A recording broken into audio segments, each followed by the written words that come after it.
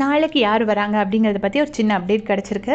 ஒரு வேளை தப்பாக கூட இருக்கலாம். நான் ஃபஸ்ட்டே சொல்லிடுறேன். ரம்யா ஜூவும் அப்சரா சிஜே நம்ம செகண்ட் வீக்கில் எவிக்ட் ஆகி போனாங்கல்ல, அவங்க 2 பேரும் வராங்க. ரம்யா ஜூ வந்தால் சபரி ரொம்ப ஹாப்பியாவார். அவங்க எப்படி ரெசிப்ரிகேட் பண்ணுவாங்கன்னு நமக்கு ஐடியா கிடையாது.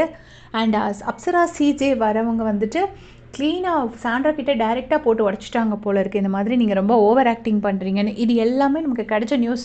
ஒரு வேளை தப்பாக கூட இருக்கலாம். நான் அதை ஃபஸ்ட்டே சொல்லிடுறேன். நீங்கள் ரொம்ப ஓவர் ஆக்டிங் பண்ணுறீங்க அப்படின்னு சொல்லியிருக்காங்க. அதை கேட்டுட்டு சாண்ட்ரா வந்து பயங்கரமாக போய் அழுதுருக்காங்க போல இருக்குது. இன்னொரு பக்கம் என்ன சொல்கிறாங்கன்னா, பிரஜன் நாளைக்கு தான் வராரு, அதுக்கு அடுத்த நாள் தான் வந்து கனியக்காலாம் வராங்க அப்படிங்கிற மாதிரி சொல்லிட்டு இருக்காங்க. அண்ட் ஆல்சோ என்கிட்ட யாரோ கேட்டிருந்தீங்க, விக்ரம் வந்து கேஷ் பாக்ஸ் எடுத்துட்டாராமே அப்படியா அப்படின்னு சொல்லி கேட்டிருந்தீங்க. ஆக்சுவலாக கேஷ் பாக்ஸ் வீக்கில் இந்த மாதிரி ரூமர்ஸ் நிறைய வந்துக்கிட்டே இருக்கும். ஒரு ஃபேண்டமும் அடுத்த ஃபேண்டமில் உள்ள பர்சனை வந்துட்டு அவங்க எடுத்துட்டாங்க இவங்க எடுத்துட்டாங்கன்னு சொல்லுவாங்க, ஓட்ஸை கம்மி பண்ணுறதுக்காக. ஸோ நீங்கள் அது எதையுமே கன்சிடர் பண்ணாதீங்க. அது யார் எடுத்தான்னு என்ன ரூமர் வந்தாலும் நமக்கு எபிசோடில் டெலிகாஸ்ட் ஆகிறது வரைக்கும் நீங்கள் உங்களோட ஃபேவரட்ஸ்க்கு ஓட் பண்ணிகிட்டே இருங்க. ஏன்னா அது அவங்களோட ஓட்ஸ் அஃபெக்ட் பண்ணிடலாம். இப்போ யார் பரப்பி விட்டுருக்காங்கன்னு தெரியல, விக்ரம் எடுத்திருக்காரு அப்படின்னு சொல்லிட்டு. ஸோ இந்த மாதிரி நிறைய பரப்புவாங்க. இது கேஷ் பாக்ஸ் வீக்கில் எல்லா இயரும் நடக்கிறது தான், எல்லா சீசனும் நடக்கிறது தான்.